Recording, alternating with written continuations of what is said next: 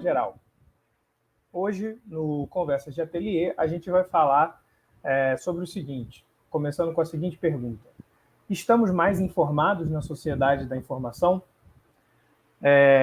Com essa pergunta provocativa, a gente está querendo levantar a bola para conversar sobre uma coisa que todos nós aqui, todos vocês com certeza experimentam no dia a dia, que pelo menos eu, né, vou falar por mim, né, eu tenho a sensação de que a gente está de fato rodeado por muita informação. Né, e para dar uma base, né, para essa sensação, que eu acho que eu compartilho com muitas outras pessoas, eu fui num site aqui, chama Nosso Mundo em Dados, né, .org. Esse site é muito bom para você procurar, enfim, estatísticas sobre vários temas diferentes. E eu procurei um gráfico aqui sobre a quantidade da população usando a internet. Né? Esse dado ele foi agregado por survey, né, perguntando para as pessoas se elas usaram a internet nos últimos 3 meses. Aí, isolando pelo Brasil, né, se a gente olhar para 2010, a gente tem 40,7% da população usando a internet, né, nos últimos 3 meses. Se pular para 2020, que é o último ponto que eles têm de dado, foi para 81,3%, o que dobrou. Né? Não em termos de porcentagem, porque não é assim que porcentagem funciona, mas é o dobro do número, 40% para 81%. Né? E também, procurando um pouco mais sobre isso, eu encontrei que em 2018, a quantidade total de dados criados, capturados e copiados e consumidos no mundo foi de 33 zettabytes. E eu nem sabia o que era zettabyte. Então eu fui procurar, e 1 zettabyte é como se fosse 1 trilhão de gigabytes, né? Para vocês terem uma noção. E isso em 2018. E a previsão, a projeção do instituto que produziu esse dado, que é o International Data Corporation, IDC, é de que em 2025 a gente vai chegar a 175 zettabytes. Né? A gente teve 33 em 2018, em 2025, daqui a 2 anos, a gente chegaria em 175. Né? Isso aí a gente está falando só de internet. Né? A gente está falando de dado na internet, que com certeza é uma parte muito importante da conversa, mas tem muita informação em muitos outros lugares. Né? Então, enfim, eu não sei se a gente está mais informado, mas uma coisa dá para saber com relativa certeza, é que tem muita informação por aí, e tem muito mais pessoas acessando essa informação. Bom, em primeiro lugar, é um prazer estar aqui com vocês, participando dessa conversa, e eu queria só assim, agregar alguns dados ao que você colocou, que eu também andei fazendo uma pesquisada, né, para poder participar, que assim, esse dado, né, de que tem 81% das pessoas no Brasil conectadas, acho que a gente tem assim, que relativizar com 2 coisas. Assim. Primeiro, eu vi um dado que existe 35 milhões de pessoas que não estão conectadas, né, aqui no Brasil. Então, esse é um dado que deixa essas pessoas de fora de todas as oportunidades, né, que a internet, que a rede pode gerar em todos os sentidos, até nos sentidos mesmo de trabalho, de saúde, de educação, etc. Né? E nesse número aí de 81%, eu li também que existe uma parcela que eles chamam de subconectados, né? Que são as pessoas que têm uma conexão um pouco precária, não conseguem se conectar todo dia, a sua conexão cai, né?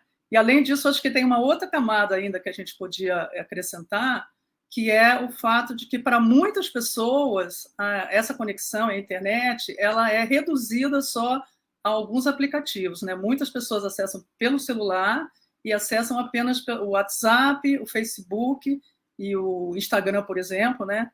Também ficando assim, deixando de aproveitar, né, toda uma infinidade de informações úteis também para mais variados setores da vida, né? Então, só para começar, eu queria fazer dar essa pontuada aí nesses dados que você trouxe para a gente.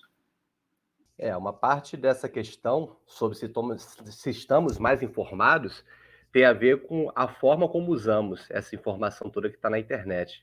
Eu acho que a Bia esclarece muito, junto com o Lucas, essa questão do acesso, mas também o uso. E nisso daí eu acho que a Bia vai certeira nessa questão de, se você tem acesso à internet, mas só usa aplicativos de rede social, você não está explorando tudo aquilo que a internet propicia de acessibilidade. Né? Para mim, é evidente, por um lado, que sim, a internet ela tem nos dá muito mais condições de estarmos informados do que há 20 anos, 30 anos atrás, e ainda mais há 100 anos atrás.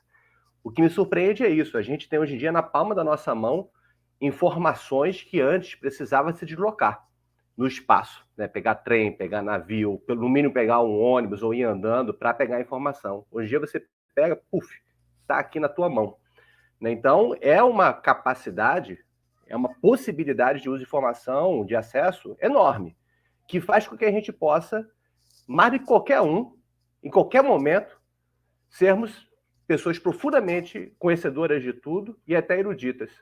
Só que a gente usa muito pouco isso no geral. Né? Então, isso que é o estranho do negócio. Né? A gente tem muita informação, mas isso não é necessariamente processado em as pessoas buscarem essa informação, e mesmo quando elas têm informação, elas também não necessariamente transformam isso em conhecimento. Né?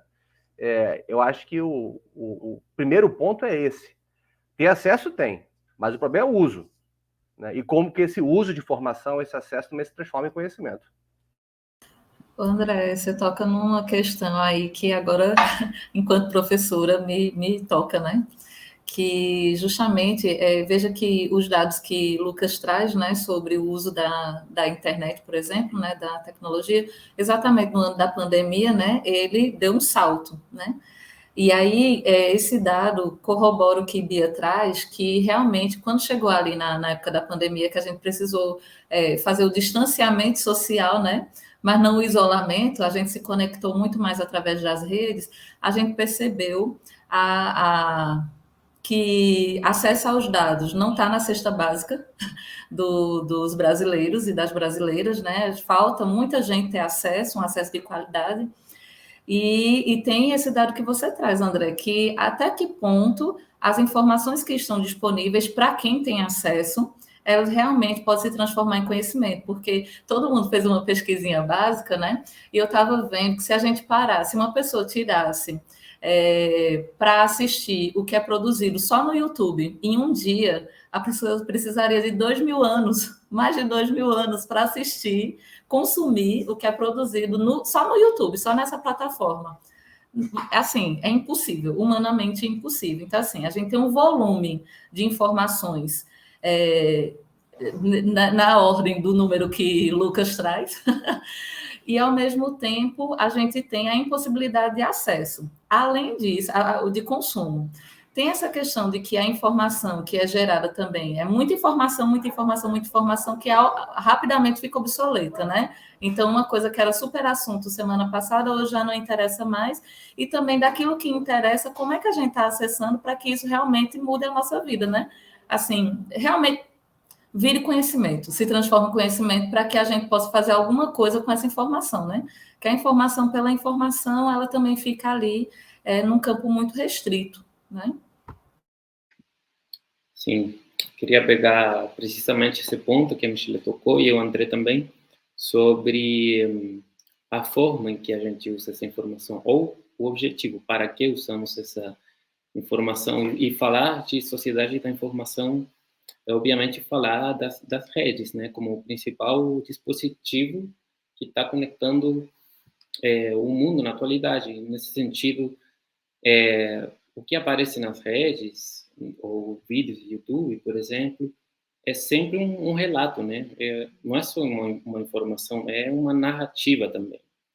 É uma narrativa, porque são dispositivos em que a gente não lança mensagens ou conteúdo espontaneamente, né? Conteúdo preparado, conteúdo pensado, estruturado, editado, enfim.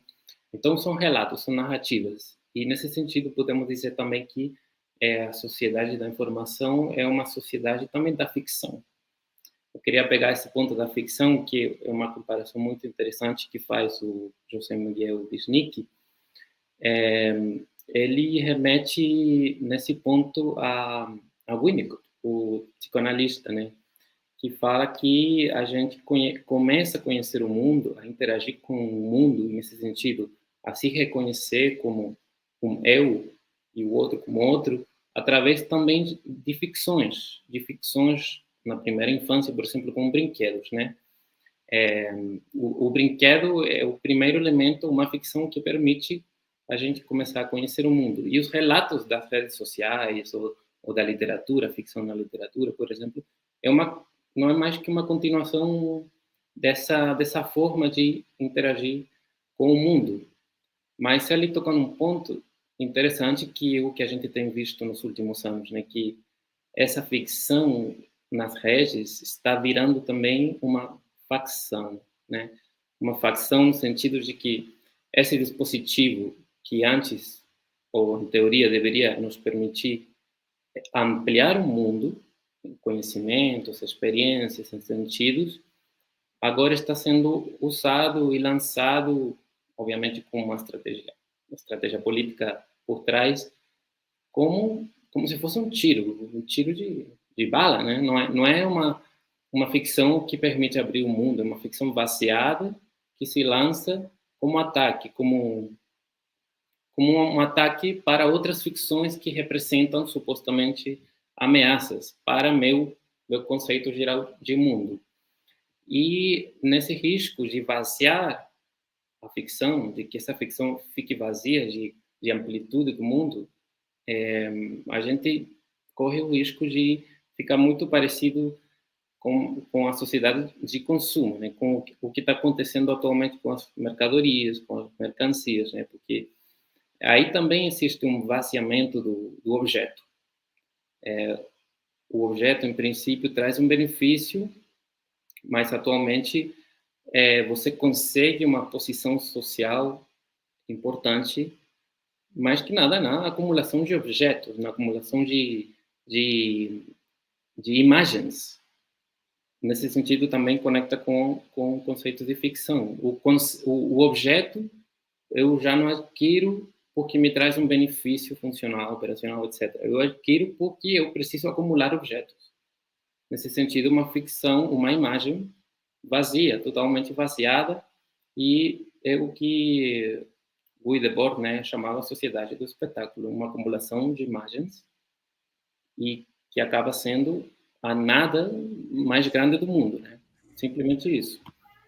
E é muito interessante isso, Christian, porque você, quando fala que a gente vive nessa sociedade de ficção, que é também de facção, até menciona o Winnicott, é porque também a gente tem, às vezes, uma atrofia da capacidade de fantasia que o Winnicott está trabalhando, né? Numa sociedade em que isso que rola, informações, narrativas, são muito coladas à imagem, e são muito vinculadas ao puro e simples entretenimento passivo.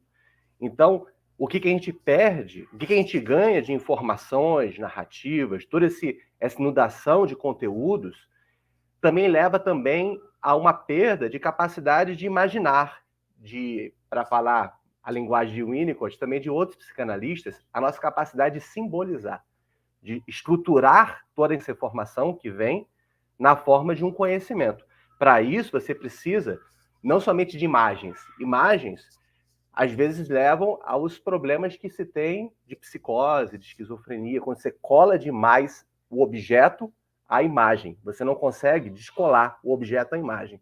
A nossa sociedade, de certa forma, a sociedade de informação, também leva a uma espécie de psicoses coletivas. As pessoas pegam a imagem, colam na imagem, e aquela imagem é o real.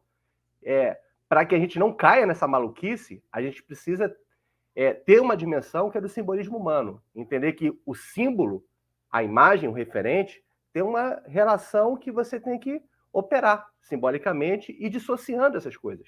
Só que a gente perde um pouco a capacidade disso na sociedade de uma inundação de audiovisual, né? Onde basicamente o que você tem, você falou do Guy Debord, né? Do Sociedade de Espetáculo. Eu lembrei de um cara chamado Giovanni Sartori, um italiano. Ele fala do homo videns, o ser humano que vive de imagens. Ele perde a capacidade de raciocinar. Eu acho que a gente entra aí também numa questão de fontes, né? De onde a gente está selecionando as fontes das informações que a gente consome. Né? Porque, por exemplo, se a gente pegar o que Bia falou, né? Quanta gente que tem o acesso limitado ali à internet, acesso aos dados, né? E é informado pelo WhatsApp, Aí gerou um pouco desse negócio aí das tias do Zap, né? Os tios do Zap que sai acreditando em fake news e essas coisas assim também, né? Porque tem uma explosão também, para a gente não cair nessas facções, né? Eu acho que tem muito a ver também com a qualidade das fontes, né? De onde a gente está buscando essas informações. Tem um meme ótimo disso, do tio do Zap olhando assim, falando assim, aqui, ó, a verdade aqui. Aí chega a sobrinha e fala, mas tio, isso apenas você viu no Zap. Ele, mas você está concordando com o que eu penso, como é que pode estar errado? Né? É o tio do Zap que simplesmente confirmou aquilo que ele acredita. Então, eu queria dar aí uma outra pegada no nosso papo, que assim, né, tudo que vocês falaram é muito interessante e retrata realmente aspectos, né, dessa sociedade da informação. Mas tem um outro aspecto que ele veio aí junto com a criação da internet e que às vezes a gente acha que ele não existe mais, mas ele ainda existe e eu queria um pouco, enfim, dar uma ênfase nisso, né? Porque eu acho que a gente precisa lembrar disso, até porque a gente possa participar disso também, né? Então, vocês falaram, né, o André falou muito, né, daquilo que a gente recebe, né? Mas essa sociedade de informação, ela propicia também o que a gente também cria, né? E o que eu queria enfatizar mais é que ela propicia muito que a gente se conecte, né? Então, assim, que pessoas com interesses comuns possam se conectar para fazer coisas que sejam significativas e que possam, inclusive, melhorar a vida social em diversos aspectos, né? Então, uma coisa que eu pensei em trazer, que, aliás, eu estudei sobre, né, é a Wikipédia. Quer dizer, a Wikipédia, ela é uma enciclopédia que ela continua sendo uma ótima primeira fonte, né, para você se informar, e ela é feita por voluntários, né, no mundo inteiro. Ela tem um sistema lá que garante, vamos dizer assim, uma certa credibilidade daquilo que está lá nos verbetes, né? E tudo isso é feito por pessoas voluntárias e por uma vontade de fazer alguma coisa que tenha uma utilidade para todos, né? E a gente tem assim vários exemplos, né, de iniciativas assim. Uma iniciativa muito bacana, que eu não sei se vocês chegaram a ouvir falar, foi o Frena la Curva, que foi uma iniciativa espanhola na época da pandemia, que seria frear a curva, né, a curva ascendente da Covid. E essa iniciativa ela foi para Portugal, ela veio para a América Latina, e aqui no Brasil se chamou Segura Onda. Também pessoas voluntárias que alimentaram, aqui no Brasil foi só um website, né? Mas nos outros países tinha esse georreferenciamento. Então, a gente tinha, naquele momento, tanta informação que a gente queria ter, né? Como é que era a doença, quais eram os recursos que a gente tinha, e como é que tinham assim, iniciativas de ajuda mútua, né? Então, você tem que ficar em casa, o que você pode fazer ficando em casa? Os mais diversos recursos de audiovisual, de livro, de aulas. Então, tudo que era feito pela sociedade civil em cada um desses países, tudo não, claro que não é tudo, mas uma boa parte das iniciativas que vinham de baixo, né, da sociedade civil naquele momento, foram registradas como informações nessa iniciativa chamada Frena la Curva. E muitas outras coisas que eu vou tomar muito tempo aqui se eu ficar detalhando, mas, por exemplo, agora que eu moro em Botafogo e a gente está se organizando aqui no bairro para revitalizar uma praça, para transformar uma área verde, antes que ela vire um empreendimento imobiliário, transformá-la num parque municipal. Tudo isso é com muita ajuda do WhatsApp, né? Porque a gente combina uma coisa e tem que mudar, e tem um dado novo, peraí, esse dossiê está faltando isso, está faltando aquilo, dá uma agilidade, né, na nossa organização através da internet. Uma outra coisa, assim, só para finalizar, né, existem muitos grupos também de pessoas afetadas por determinadas doenças e que se juntam também para trocar informação e muitas vezes até podem avançar, né, em coisas que o seu médico ainda não está sabendo, porque foi um outro médico que deu essa informação para uma outra pessoa que está nesse grupo. Então, o que eu queria enfatizar, né, é esse lado que ainda temos, né, na rede, de uma possibilidade de conexão para produzirmos, né, coisas que sejam relevantes para a sociedade. Então, temos, sim, todos esses lados, essas preocupações, esses lados mais negativos, né, mas a gente também deve lembrar essa outra dimensão aí da rede, né? Eu acho que Bia tocou num ponto que é fundamental, assim. colocando em outros termos, acho que a gente tem faces aí da informação diferentes, né? Que a gente botou nessa palavra, mas essa palavra condensa muita coisa, né? A gente já falou aqui de uma diferença entre informação e conhecimento, né? A informação quase como se fosse um dado bruto, né? Que você tem acesso de maneira mais ou menos descontextualizada, porém nunca descontextualizada, né? O fato é que informação ela não vem sem contexto, né? Tem um contexto de produção, tem um contexto de consumo, tem um contexto de mediação, de como ela chega até você, né? E conhecimento, que seria, enfim, uma informação qualificada, de repente, né? Para falar em termos bem resumidos. E uma outra face disso aí, que Bia trouxe agora muito bem, é da comunicação, né? Porque essas tecnologias que permitem a transmissão de informação também facilitam a comunicação, né? E comunicação sendo aí uma operação fundamental para qualquer vida coletiva, né? É lógico que também não é uma palavra neutra de valores, né? Comunicação nem sempre é bom. A gente pode se comunicar para agredir os outros, para falar absurdos, enfim, isso aí basta você passar 2 minutos no Facebook, 1 minuto no YouTube e você encontra os maiores absurdos, né? No TikTok também. O Twitter é pior, o Twitter é pior. O Twitter é pior. O Twitter é pior. Também. É a arena principal. O Twitter é a parede de banheiro da humanidade, né? Você escreve o que quiser lá e é isso aí mesmo. Mas essa face também da comunicação é outra para se colocar, né? Porque, de fato, Bia mencionou a questão das comunidades em torno de doenças. Isso é uma coisa que eu li um pouco sobre, especialmente em casos de doenças raras, né? Que são pessoas que se encontram muitas vezes isoladas, não só isoladas em termos de conhecimento sobre a própria condição, mas existencialmente isoladas mesmo, né? Pessoas que têm condições raríssimas e que, bom, eu estou sozinho no mundo, não tem ninguém para falar sobre isso, e acabam encontrando, né, por meio de tecnologias de comunicação e informação, uma forma de se conectar com pessoas na mesma condição. Enfim, para dizer que nem tudo também é o fim do mundo, né? É descalabro, também tem um lado aí de potência, né, nesse instrumento. Ô, Lucas, aí agora você falou nas comunidades, né, do WhatsApp, baseado no que Bia falou, e aí é legal porque você trouxe o exemplo das doenças, né, que une, e aí eu queria só compartilhar uma experiência rapidinho que eu tive aqui em João Pessoa. Eu estava na praia, assim, observando o pôr do sol, e tinha uma mulher ali com um filhinho, e eu fiquei observando, a filha ali com uns 4 anos, já estava quase escurecendo, e o menininho estava no mar mesmo, o tempo que ele aguentava, né? E aí eu fiquei olhando bem para ela, assim, quase que não deu nem para disfarçar, porque foi mais ou menos como eu criei meu filho, né? Assim, se ele queria estar no mar, ele pergunta, mamãe, posso ficar? Eu digo, se os couro aguentam, se o couro aguentar, pode ficar, né? Se tiver com frio, ele vai querer sair. E ela estava nessa mesma vibe. E aí o menino estava tão gostoso lá no mar, que aí eu disse assim, olha minhas coisas, que eu vou dar um mergulho também. Quando eu voltei, aí a gente começou a conversar, e nessa conversa eu descobri que ela era uma psicóloga e tal, e a gente começou a conversar, tal, falou um pouquinho de arte, e ela me inseriu num grupo de WhatsApp aqui de João Pessoa, Mulherada de Jampa, que é mulheres do Brasil inteiro que vieram morar em João Pessoa a partir de 3 anos, de 3 anos para cá. E aí, nesse grupo, a gente tem uma rede de solidariedade arretada, porque quem precisa de aluguel de casa, advogado, instrutor de carro, lazer, aí tem as meninas do vôlei, tem as da remada, por isso que eu entrei na remada agora. Aí tem as que vão remar, tem as que vão fazer piquenique com os filhos e não sei o quê, e vai para show, não sei o quê.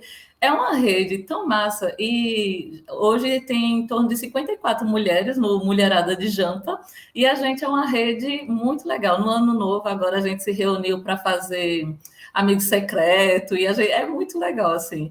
E aí, não só tem o tio do Zap, né? Tem outras redes aí que a gente vai se encontrando também.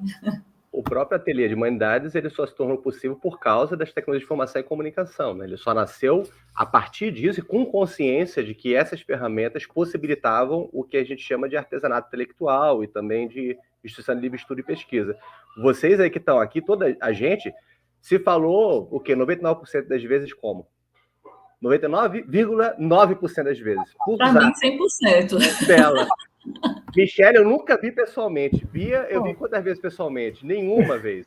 Christian, eu vi o quê? Uma vez ou duas vezes pessoalmente. Lucas também. A chance que eu tinha de ver Lucas pessoalmente, a gente não se encontrou no Carnaval de Recife. Mas aí também, aí é porque tinha muita gente. Aí realmente no show do Caetano não dava para não conseguir se encontrar. Mas, e veja só, uma coisa que é interessante, até que você pensa em termos de iniciativas. Na época, há uns 20 anos atrás, quando eu era professor de dança de salão, e a gente tinha uma escola de dança de salão, como é que a gente divulgava o nosso trabalho? Tinha que fazer panfleto, botar na gráfica e ficar distribuindo no sinal. Ou então pagar outdoor, ou então, se tem dinheiro, você paga uma inserção num jornal ou uma sessão na televisão. Era esse o meio de você tornar conhecido um trabalho seu. Hoje em dia, qualquer um pode, a princípio, tornar conhecido um trabalho seu com gasto zero, se quiser, ou então um gasto muito residual comparado com o que tinha antigamente. Então, é uma democratização da possibilidade de você gerar uma informação sobre o que você faz, não somente de criar, mas também fazer chegar no público, formar uma rede de pessoas que estão te acompanhando, que é maravilhoso, é uma quebra das estruturas de poder estabelecidas anteriormente.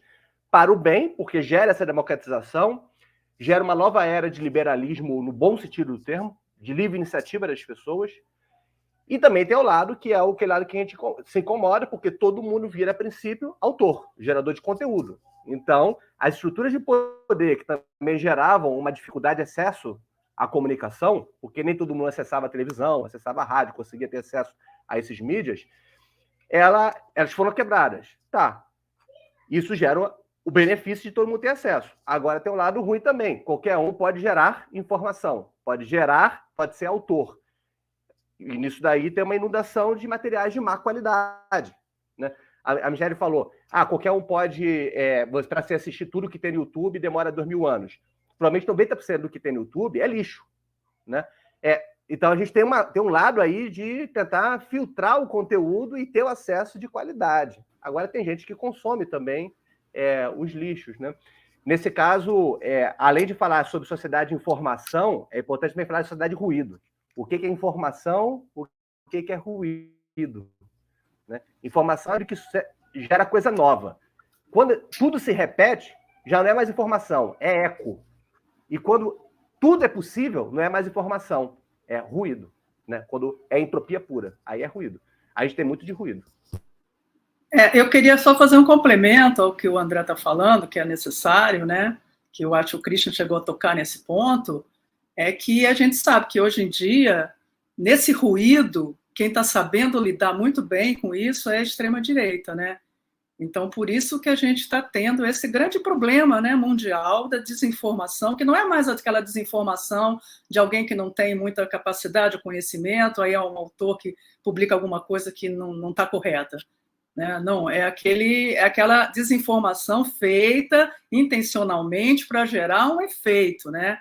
E a extrema-direita tem sido também muito eficiente em desacreditar essas outras instituições antigas de comunicação, né? O jornal, o rádio, a televisão, como se tudo isso representasse um sistema que precisa ser destruído, mas no lugar disso eles não sabem o que vão, não dizem o que vão colocar, mas especialmente, né, assim, jogar um monte de desinformação para gerar o medo nas pessoas. Então, só queria pontuar também, assim, só para complementar o que você falou sobre a informação, excesso de informação, o ruído. Quer dizer, tem gente que tem um grupo, né, de extrema-direita que está sabendo se aproveitar muito bem dessa dinâmica das redes para jogar essa desinformação para as suas intenções, né, políticas.